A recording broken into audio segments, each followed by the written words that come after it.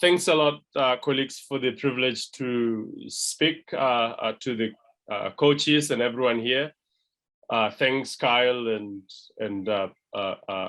Guy who just spoke now, a very good presentation, as well as thanks, John, for the privilege to be part of this coach education engagement. It's always a privilege talking to coaches and interacting with coaches. And as introduced earlier, my name is Tsumbe Tsepang. I teach here at the University of Botswana. I teach sports and exercise psychology.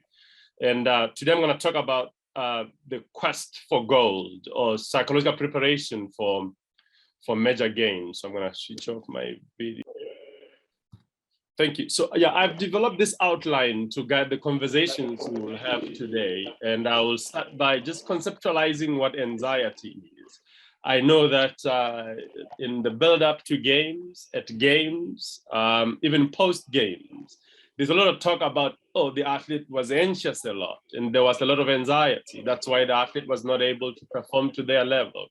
And they'll talk about the sources of anxiety. I know there is a lot of them, but the good thing about research is that they will say, okay, these are the most primary sources of anxiety for athletes. So we'll talk a little bit about some of those. And I'll talk about concentration, what is that? And what are the components for concentration? And what do you need to concentrate on? Because I know it's very common. I have been an athlete. I was a runner for Botswana. And the coach always talked about you need to focus. Sometimes that statement, it's never complete. It's just focus. But we need to talk about focus on what? We need to complete the statement. And then I'll have one slide on when you say I'm preparing for major games, what are some of those components that are crucial, particularly for athletes? So I'm going to start with a question to you coaches here. I know I'll talk a lot today, but I should also hear from you. I know you're very experienced, very knowledgeable, and have succeeded a lot, So it's 10 minutes before the championship. I know there are a lot of track and field coaches here, probably. It could be maybe an hour before maybe it's in the call room or in the warm-up area, just before athletes are called to go for the final call, where you won't be able to see them, and you'll see them only after the competition. Or you are about to go into the final. It's 10 minutes before the players go in, and you have about 10 minutes or a bit of time to talk to them. What do you say to the athletes?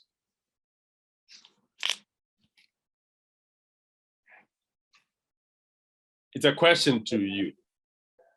Anyone? What do you say to 10 minutes, 1 hour? This time, I already know the panic level of the stability. Okay, I can't hear you clearly. Just speak a little louder and be closer to the mic.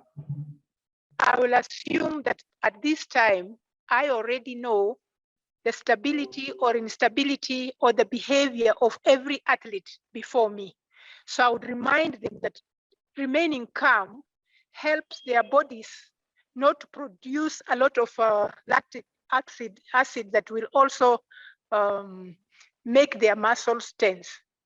I would also maybe sing some songs, short songs, which I know some of them like, or bring certain memories that I know so and so cope with this.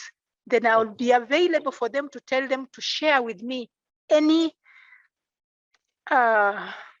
issue they have at that point.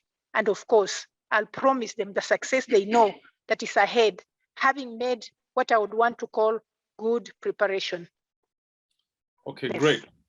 Thank you for your very detailed answer. You've said so many things and I've written all of them down and I'll speak to each one of them. Do we have any other comment?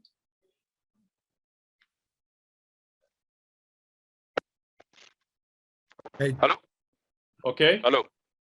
Yes. I think before you start any event, you must make sure that you are very close to the athlete, to give him hope or her, to let him know that he is no. It's already here. I will tell the athlete that you are the best and wishing good luck. Focus until the finish line. Okay, I've seen this one. Okay, let me take it from here. Thanks a lot for the comments, and they're all great and all relevant. You know, the essence of this conversation, and I'm going to look at each one of these ideas shared. The person who spoke first talked about being calm, encouraging athletes to be calm. You know, each and every word that the coach is going to utter 10 minutes before the athlete goes out, it's going to matter a lot, and it's going to be very significant, because athletes look up to the coach as a leader, as a significant person. So once you tell them to calm down, then athletes are going to be calm. And athletes also will look at the coach mental state. If the coach demonstrates good confidence, it transfers to the athlete. And each and every word that the coach says, athletes are going to analyze and are going to interpret. If the coach's shoulders are down and the head is down, it's going to be transferred to athletes. And athletes will see that my coach is nervous today. So it means that it's going to be a tough day. But each and every word, the body posture becomes very crucial. Typically, at major games, there's a lot of tension, there's a lot of pressure. So encouraging a state of calm is the best thing that you can do a lot of times, because at major games, at Olympic Games, Commonwealth Games, World Championship, there's a lot of pressure. And tempers are very, very high. And once the coach understands that it's my duty and my responsibility to calm athletes down, then athletes tend to feel better and be a little bit calm. Songs are very crucial, especially being African. I understand very well the role that songs play, historically have played in our lives up to today. At the 2016 Olympic Games, I was Team Botswana sports psychologist, and the team had a lot of injuries. You know, it was a very difficult time for us. And athletes singing at the warm-up area helped athletes relax and move away their thoughts from injury to singing, and then from singing to them being able to calm down. So we know as Africans, and I understand very well that if you study sports psychology, and any paper or any textbook that you read about sports psychology, it may tell you that singing activates you, which means that you become more hyped. And it's very true. Research demonstrates that very well. But post that sometimes, particularly if you're dealing with problems like injuries and things like that, it allows athletes to calm down a little bit. Also, the coach talked about bringing good memories. It's very important, because when you bring in great success that athletes have made, it triggers that they can do it, that they can be very successful.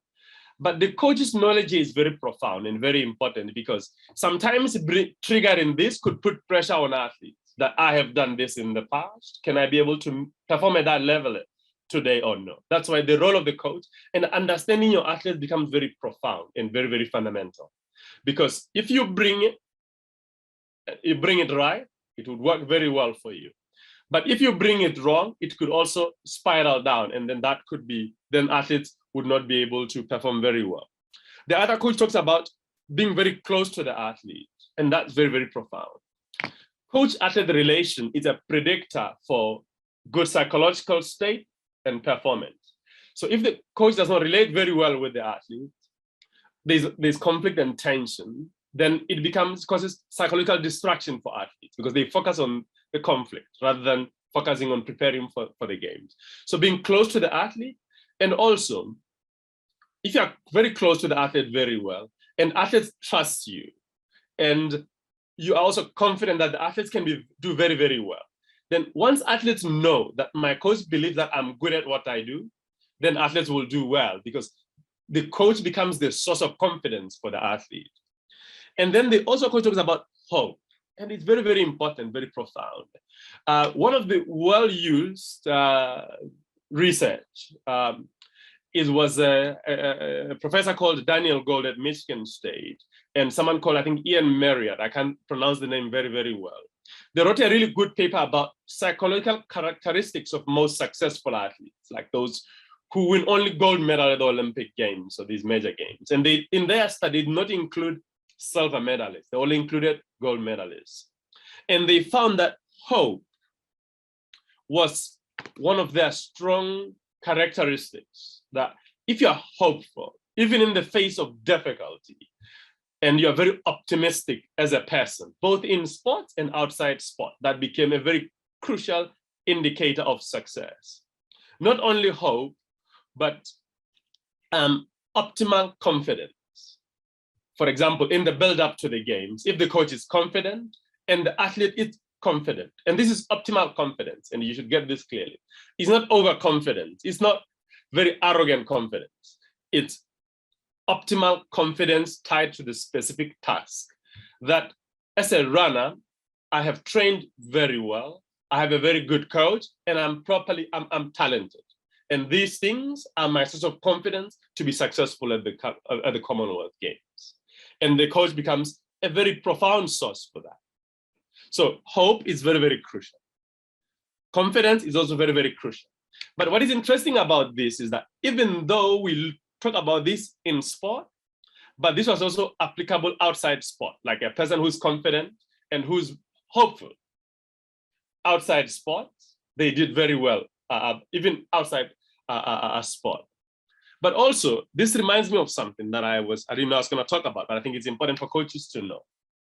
It now brings in like the climate within the team, the motivational climate within the team. So if the climate within the team is very positive, it's very democratic, then athletes will do very, very well.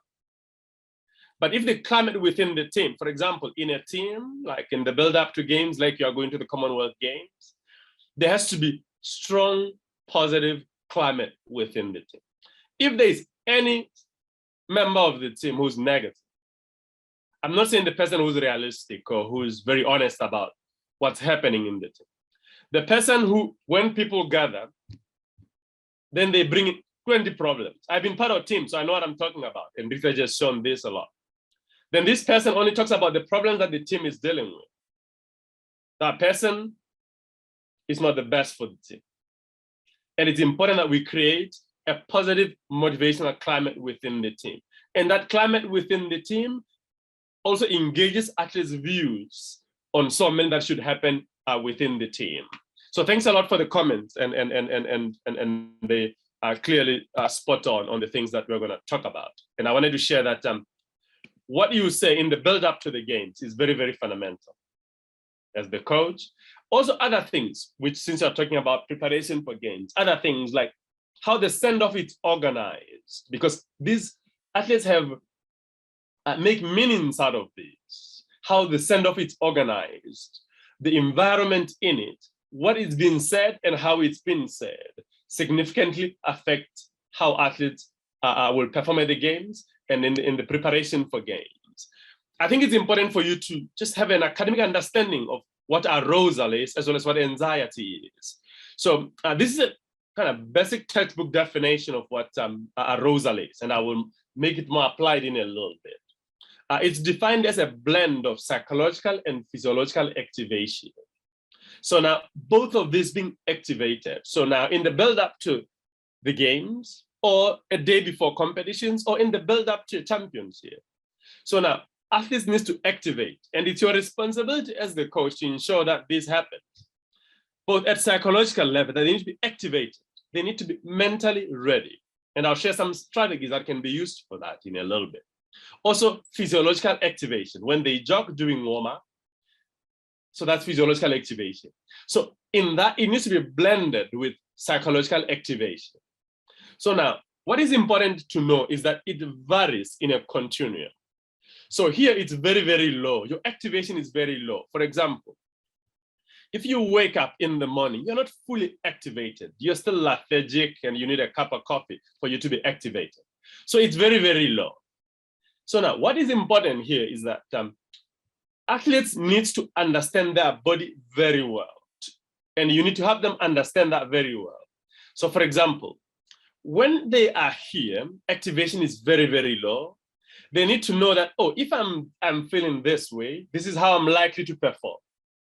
But if it's at a moderate level, which is here, athletes need to know, okay, I feel this way, so this is how I'm likely to perform if I feel this way. If my activation is very high, they need to know that, oh, if I feel this way, then this is how I'm gonna perform. So now, when athletes have that knowledge, then they know that if my activation is at a moderate level, I don't perform very, very well. If my activation is near high, then that's where I perform very, very well. So now, there are different behaviors across the continuum. For example, when the athlete is here, he will yawn, for example. He may not talk a lot because he's not fully activated. If it's in the build-up to the game, the athlete here may give negative self-talk. They may not speak very well about their performance. But when they are here, and if they perform very well when they are here, they may speak good about it. They may demonstrate readiness.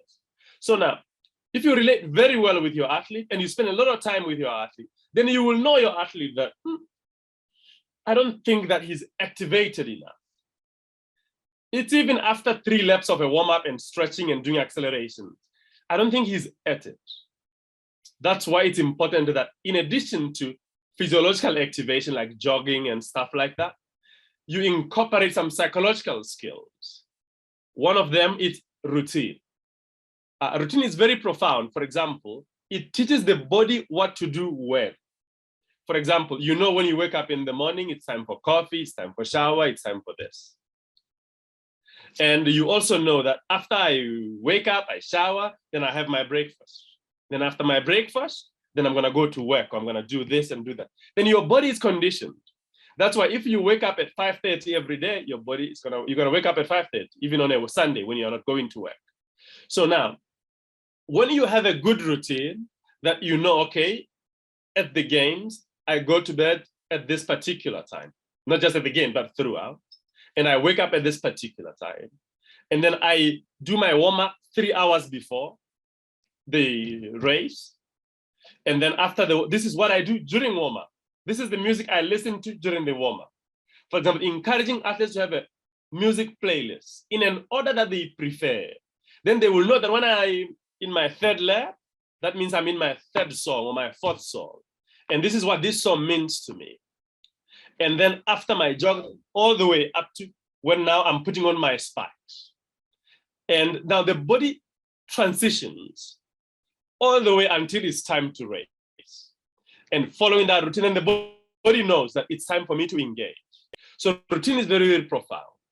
The other thing which is very, very profound, it's an imagery or visualization, if you like. And we'll talk a little bit about some of those in my lecture. And then also positive self-talk, like you telling yourself good things about your performance, that I am talented, I can win, I can take off very fast, I can be streamlined the first 40 meters of my 100-meter race. Those positive self-talk will move the athlete to where they need to be at in their activation. So now, when we talk about exactly what anxiety is, and I know there can be maybe a lengthy conversation around it, it's a negative emotional state associated with worry, nervousness, apprehension, but it's associated with activation. So now, this is very, very important. So now, when you activate athletes, there's somewhere where you need to end it. Also, you need to observe athletes to see, I think that this athlete now it's on the nervous side because they are activated, but it has gone beyond their threshold of activation. They need to be calm now. So that's what now anxiety is. It's also important because I will share, I think in the next 2 slides, kind of symptoms or signs of an athlete dealing with anxiety. Then you can be able to notice as the coach that when the athlete is doing this, then this is what I need to do as the coach so that they are back to their state of calm. So these are sources of anxiety that studies demonstrate. The first one is situational sources. It's event importance. So now, just Commonwealth Games, going to the Commonwealth Games on its own becomes a source of anxiety because it's an important event. It's a major game. Commonwealth Games, Olympic Games, World Championships. These are major games. So the event importance on its own becomes a source of anxiety. So now, when you are the coach and you have this information, what it means in the build-up to the athlete, it means there's a higher chance of anxiety than not. So that means that, like the coach said earlier, your job is to calm the athlete down and make the athlete believe in themselves. Then the second one is uncertainty. So I know this is very important. Uncertainty is lack of information. When athletes don't know. So uncertainty causes anxiety for athletes. For example, when athletes don't know where they're gonna stay, when they're gonna travel, when they're gonna compete. And what it means that if you have this information as the team manager, as the coach, provide as much information to the athlete as possible, so their minds don't wander about. You know, before I studied sports psychology, I remember I was an athlete and we went to compete in Pretoria. And the stat lists came out the night before the competition. And the coach then, he got the statistic, the stat list. Then he went to his room and sat down.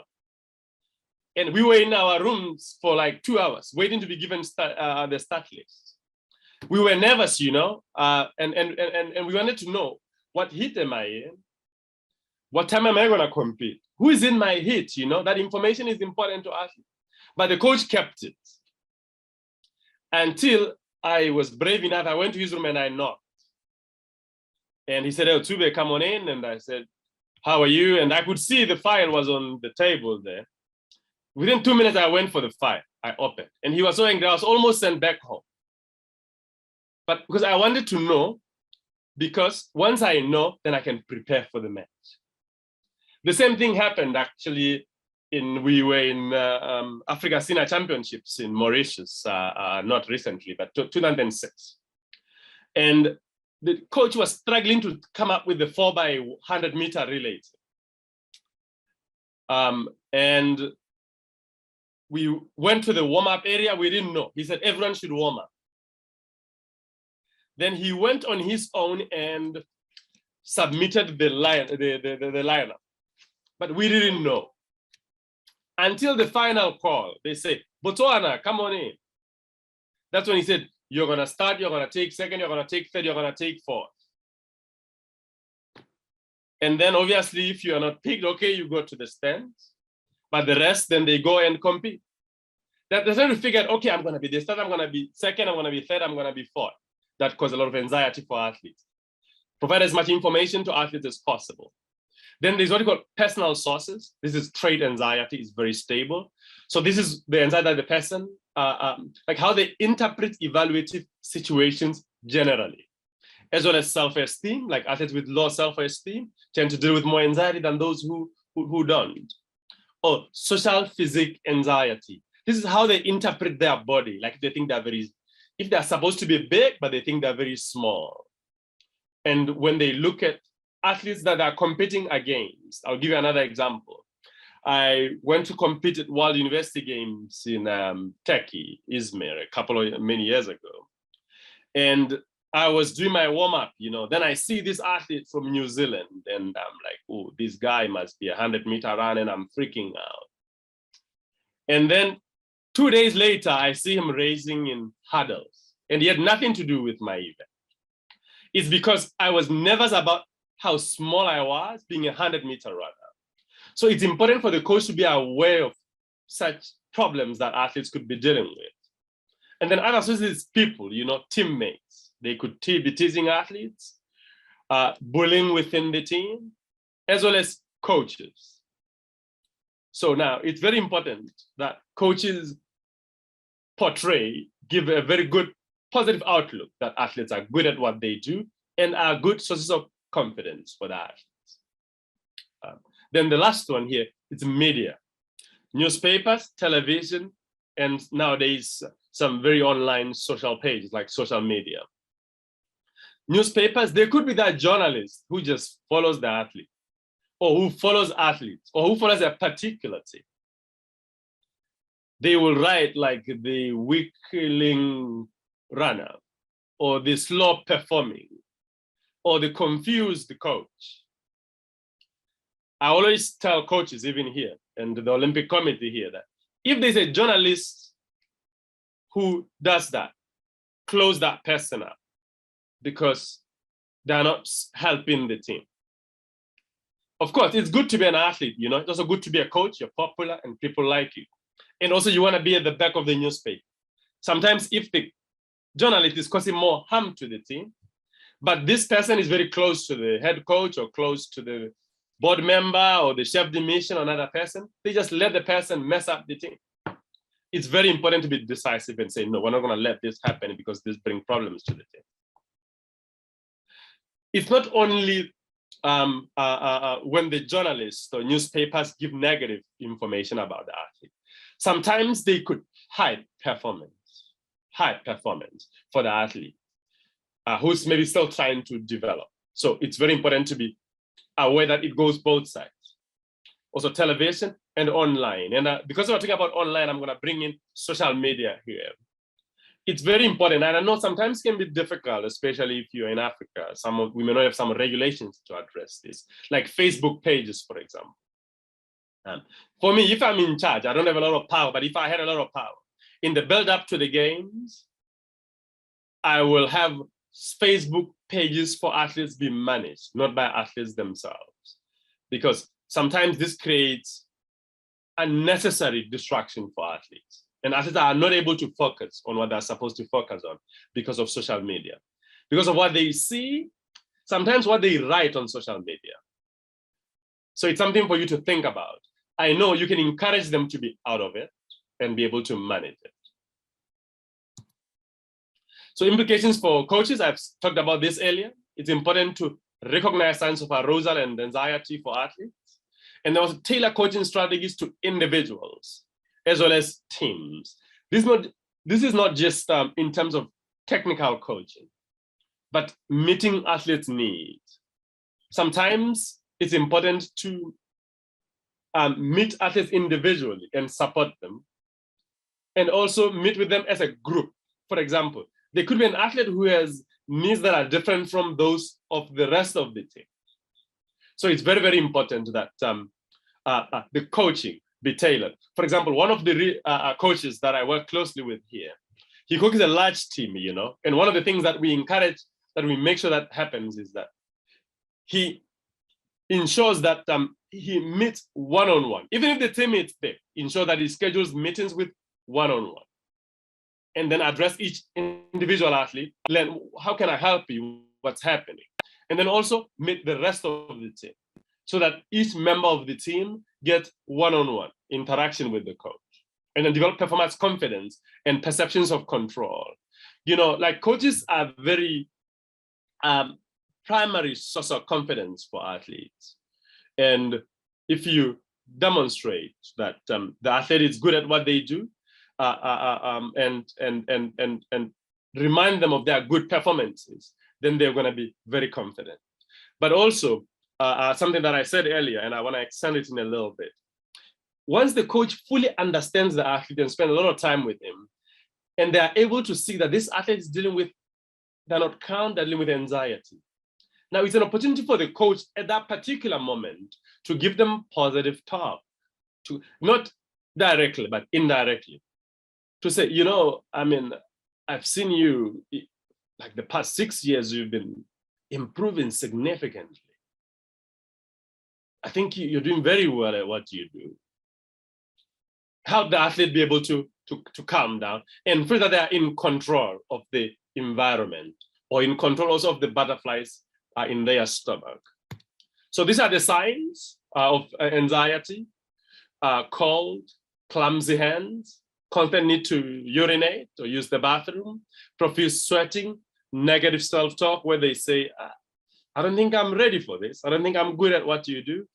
I never make this. I always mess up in critical moments. So they're giving negative self-talk. So when they do that, it's a sign for you as the coach to now support them and be there for them. Those look in the eyes, feeling ill, headache, and these are many, you know. Cotton dry mouth, sickness, difficulty sleeping. Actually, this is very important. I'm glad this has come up here so I can talk about it. Like in the build-up to games, and also at the games, particularly a night before competition. Because of anxiety, then athletes don't sleep. If they normally go to bed at 8, then they're up at midnight. They're up at 1 a.m., at 2 a.m. Then they go to bed at 2 a.m., they're up at 6. So they have only slept 3 hours. They're competing at 8. They are fully prepared, they are fit, but they are fatigued because they didn't sleep the previous night. And then they don't do very, very well. But now it's very important that athletes, like I said earlier, follow a routine, but have slide. So how we define concentration, or like an academic definition of anxiety, it's a mental effort placed on sensory or mental object or mental objects. So now, what this means is that it's about intentionality, like where you apply effort to focus or concentrate on something that you can see, something that you can touch, or on your thoughts. The key part is that it's deliberate, it's intentional. So we have the capacity to say, I'm going to focus on this particular aspect and only this particular aspect and leave this out. Or I'm going to focus on these 3 things moving at the same time and be fixated, my thoughts be fixated on it. You could also say taking position by the mind in a clear and vivid form. Taking position by the mind also talks about intentionality, that I'm going to focus on this particular aspect of the many. So there are metaphors that are being used for this, and you're probably familiar with this already, like spotlight or zoom lens. The analogy I use when I work with athletes is if you get into, I grew up in the village where there is no electricity, so and you have a torch, and the room is dark, and then you light the torch, and then the light goes in a specific place where you want the light to be at. And then when you are pointing the light there, and then you hear some sound, one side of the room, and then you shift the attention to where you need to be at. That ability to shift your attention and have a zoom lens focus on what you want to be attentive, what you want to be attentive to.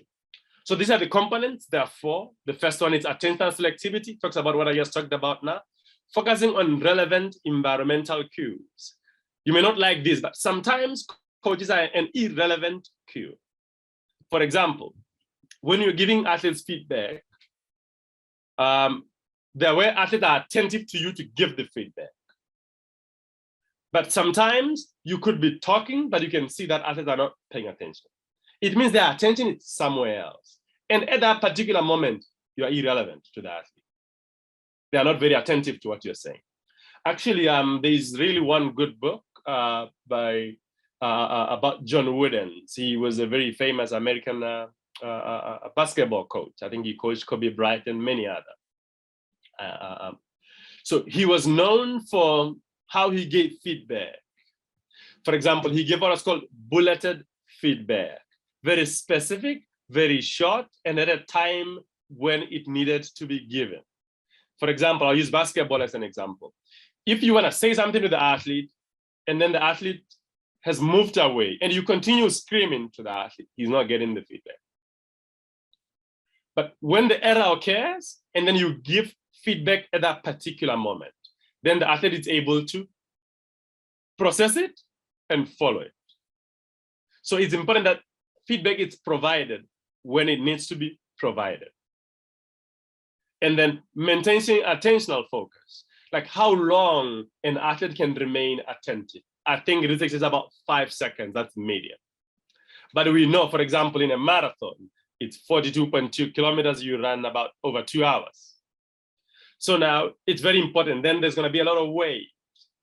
And throughout, the athlete needs to plan throughout the race, like what am I focusing on at what stage? Do I focus on myself?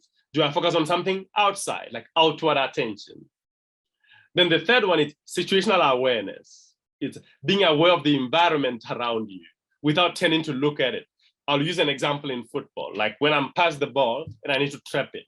I don't need to tend to look where the defender is or where the person is. I just need to be aware of how far the person is behind me. Or I'm in the race when someone is coming behind me, I need to have a sense that the person is very close without me turning to look, because it takes clarity to turn back and. Then the last one is shifting attentional focus when necessary. I talked about this earlier, where I used the torch analogy, that I'm going to shift from this to that. So there's a really good model that tries to explain this, and I'll try to explain this to you. So there's what you call the width of attention, and I'll explain this, and I hope you're able to follow. The width of attention, it's when it moves from narrow to broad. The width of attention, narrow to broad, and I'll explain each one of these. And then it can also be direction, from external to internal. So now, what this says is that we are always attentive to something. We are always attentive to something. It could be something narrow, it could be something broad, or it could be something external or something internal, but you are attentive to something throughout. So we have to now know, okay, when is my athlete attentive to what? That's what is important. And when you tell the athlete, you need to focus. What do you want the athlete to focus on? That's what I'm getting at in a little bit. So now I'm breaking this down, what we're discussing here, narrow, broad, and external, internal. So I'm looking at each one of them. So when we say the attentional focus is broad, or when we say it's broad, that means the athlete or the coach is attentive to something that is broad. It means that they are attentive to several occurrences simultaneously. Rapidly changing environment. They must respond to multiple cues. For example, a point guard in basketball, they could be attentive to other players moving at the same time in the space. So that means a point guard needs to have a very good broad attentional focus. They need to focus very well to multiple things moving at the same time. They need to cultivate that. Secondly, I know this will probably relate very well to you, since football is very popular. A central defender in football, when they trap the ball, or a middle fielder in football, when they trap the ball, they need to look and be attentive to several things moving at the same time. If their broad attentional focus is very poor, they will be very slow in their scanning of the environment. They're not going to be accurate in their ball distribution. But if it's very, very good, they will scan the environment systematically and plant the ball where they want the ball to. In American football, they are a quarterback. You have the ball, you're looking for your wide receivers where they are, and you can send the ball where it needs to be at.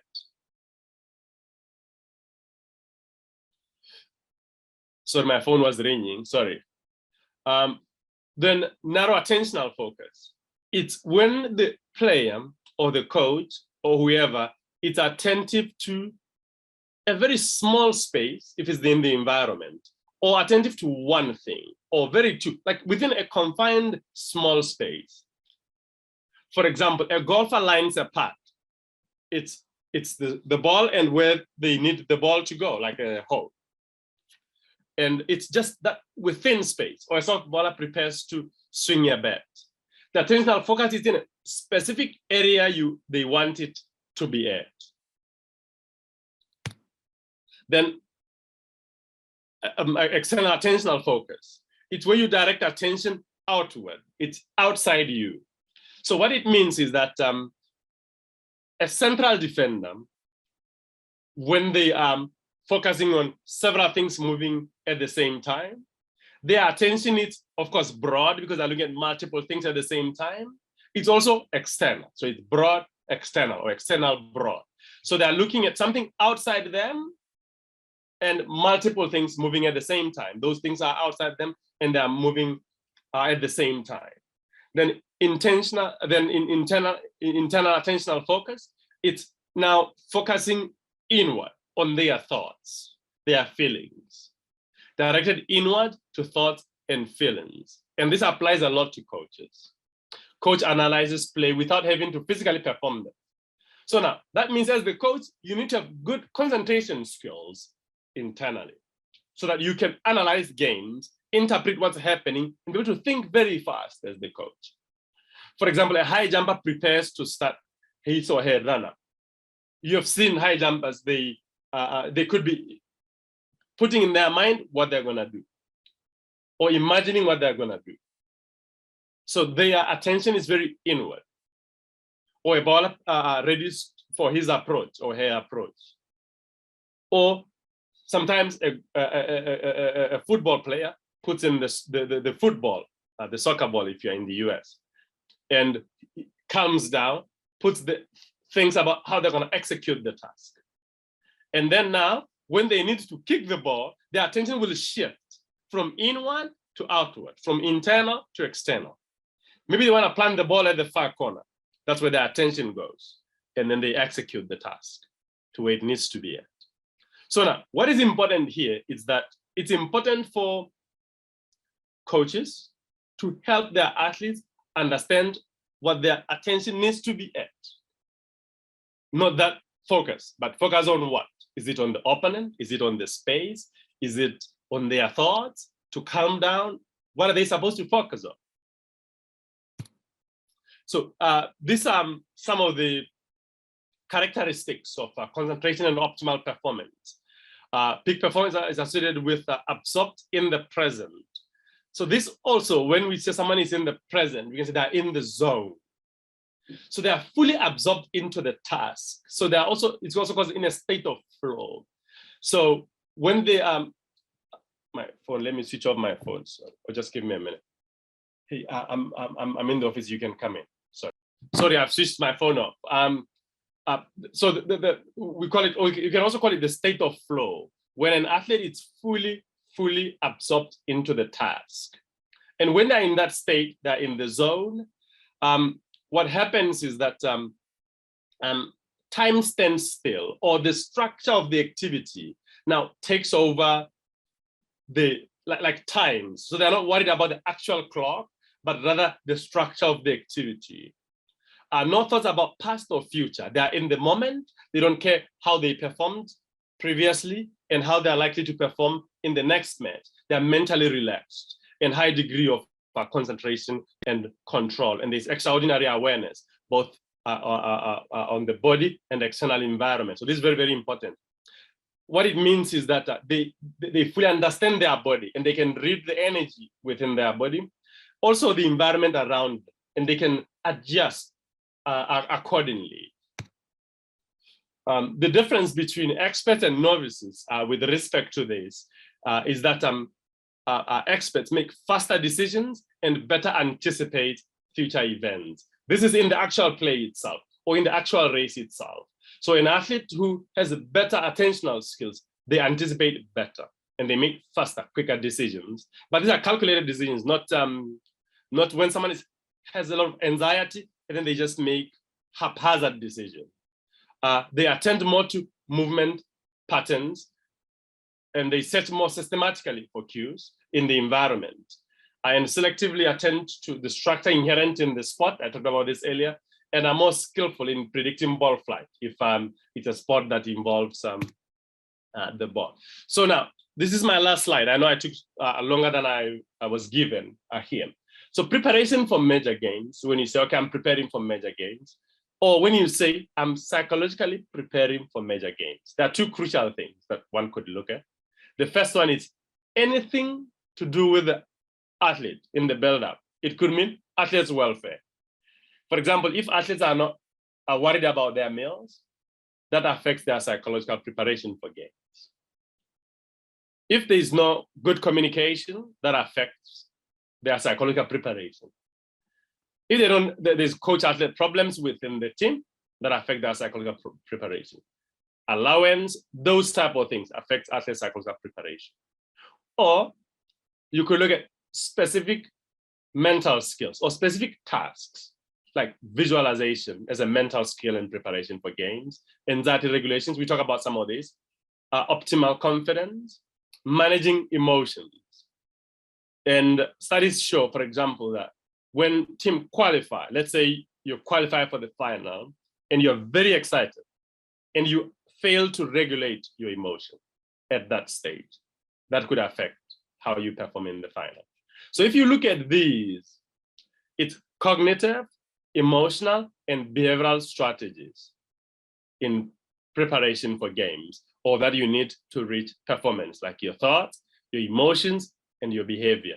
All these three combined are very crucial in preparation for games. And thanks a lot for the privilege to speak here. And thanks again, Kyle, thanks again, John, and thanks everyone. It's a privilege for me to hear. That's my email address, that's my cell phone number, and that's my Facebook page. You can follow and like my page. Thanks a lot. It's a privilege for me. Thank you. Thank you, Tsumbe. And I would like to ask any participants if they have any question or if they're seeking for any clarification. Anyone who wants to ask any question or clarification?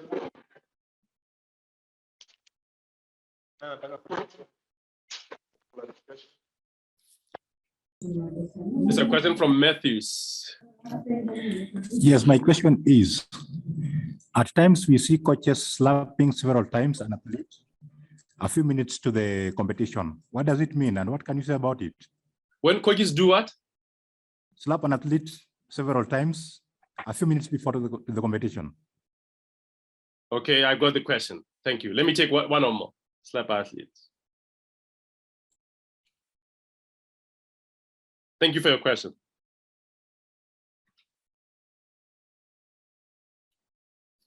Do you have any other question, or I should just respond to this one?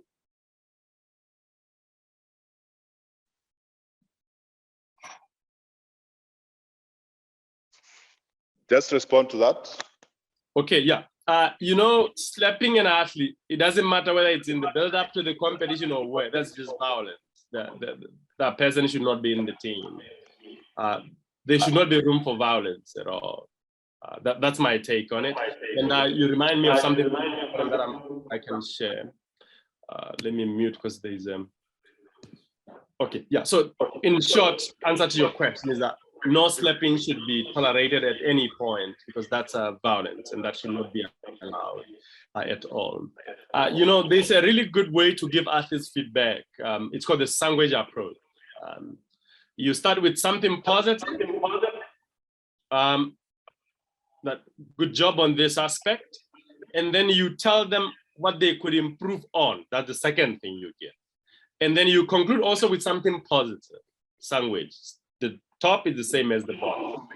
Yeah. But slapping the athlete really has no room in sports at all.